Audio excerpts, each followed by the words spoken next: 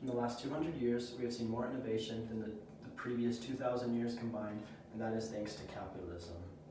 Today I'm here to defend capitalism and help others to understand that capitalism is good and that it helps others and helps everybody.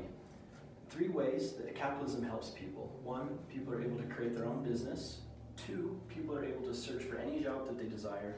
And 3, there are competitive prices in capitalist industries or capitalist societies. In a society like a capitalist one, you were able to start anywhere in the society classes and go where we desire to go. If you want to go to the top, you are able to, as long as you're willing to work. One of the means or ways that we're able to get to the top is through starting our own business. Now, many people believe that when people start a business, it's usually for selfish reasons. Maybe the person wants to become rich. And while that might not be entirely false, part of creating a business is you have to help others. You can't, in order to create a good profitable business, you have to create value for others. In the article, Why Value Creation is the Foundation of Business, we learned that in order for a business to ever make any sort of income or money, they have to create value for their customers or their clientele, or else they won't make any money.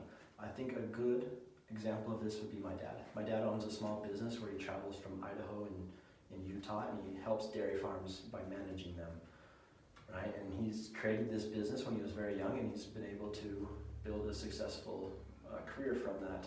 And in return, he's been able to build a home, and he's been able to even build other people's homes because of employees and things like that. But my dad wasn't just because he owned a business that he was able to make money. It was because he created value for dairy farmers, and they were willing to pay for his product and his service. So in return, he's been able to become successful in his own way. Because businesses need labor, that creates jobs. So because my dad's business was successful, he needed other people to help him. So he hires people. When he hires people, he gives them a living wage, right? And none of these people that work for my father are forced, right? That's the beauty of capitalism. They all choose. They come to work every day because they know that in return for their time, they will receive a paycheck monthly or every 2 weeks, right? And that is one of the beautiful things of a free market society, that people are able to choose their jobs, right? If you want to be an NBA player, it might be hard, but if you put in the work, it is possible. Or if you want to be a doctor, a lawyer, or a business executive, if you're willing to do what it takes, you can do so in a capitalist society. Now, the opposite of a capitalist society is a socialist society or a communist society, but we want to talk more about a socialist society. And a quote, or according to jobscreatorwork.com, they said, "Capitalism creates and socialism takes." And I think that is a good way to look at socialism, right? In a capitalist society, people have to create something, or else they, in return, don't get anything. But in a socialist society, people have to take from others, right?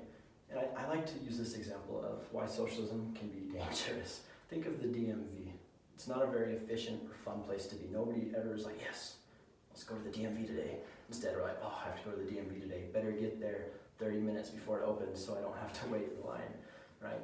Imagine if every single business was owned by the government. We would probably have the same issues. But because businesses require your money to run, they have to be efficient, they have to be inviting, you have to want to go there, or else they won't be able to stay in business. But because the government is ran by taxpayer money, they don't worry about those things. Therefore, their businesses usually are more laid back and not ran as efficiently.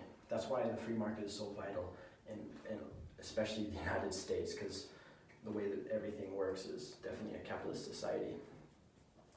There are other benefits, though, other than just good jobs and starting businesses. Another one is that in a capitalist society, we have good prices, relatively good prices, because of competition, right? And capitalism breeds competition. That's what comes together.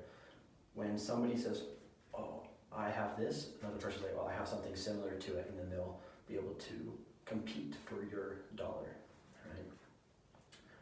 A quote by the world-famous economist Joseph A. Schumpeter, he says, creative destruction is the essential fact about capitalism. And I like that because capitalism is all about creative destruction. Now you might ask, what is creative destruction? Creative destruction is the idea that I can do something better than somebody else, so I'm going to try it, and I'm going to compete with them. I'm going to do it better, right? And that creates innovation. That's why we have iPhones and things like that, because somebody thought, I can create a better phone or a better product or a better computer than the guy that already has made the other computers or the PC or whoever they were taking on. All right, and businesses they're competing for our money, like we've previously noted. And this is defined by Investopedia as economic utility, and that is the total satisfaction received from consuming a good or service. So we, as consumers, we're trying to always find the best value for our dollar. We're always trying to get the best prices and the most for our money. And companies know that, so they are trying to make the best price for us so that we will buy their product, and they're trying to figure out all the expenses and stuff. Right? So businesses compete for that. So because they're competing, prices are competitive and they're relatively fair compared to many other economies where the government controls pricing, or the opposite, maybe a monopoly controls pricing, and I think that's really dangerous. Imagine if one company supplied all the toilet paper in the United States or other places in the world. If they had, and many of us, including myself, believe that toilet paper is an essential good. Everybody hopefully uses toilet paper, right? But if one company controlled the whole market for toilet paper, that means they would be able to control the pricing and the quality. And usually when somebody doesn't feel any pressure to improve or to innovate, it will stay the same, but the prices will still go up because they know that people need it and they want to get the most money out of it. So monopolies are dangerous, and a monopoly is when there's no competition. So that's why capitalism is beautiful. So today we've talked about how in a capitalist society we're able to help. It helps everybody through businesses, through jobs, and through competitive pricing.